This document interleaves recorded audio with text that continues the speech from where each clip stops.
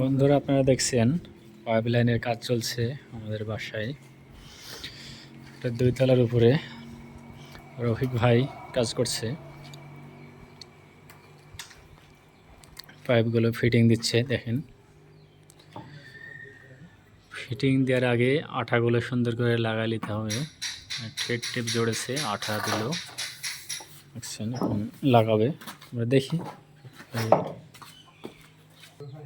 দেখেন, এটা ওয়ালের সাইড থেকে পানির লাইনের পাইপ উঠছে। এটা 3 তলা উঠবে সরাসরি। দেখেন, তো আপনারা যারা পানি লাইনের কাজ করবেন অবশ্যই কাজগুলো একটু দেখে বুঝে শুনে করে নেবেন।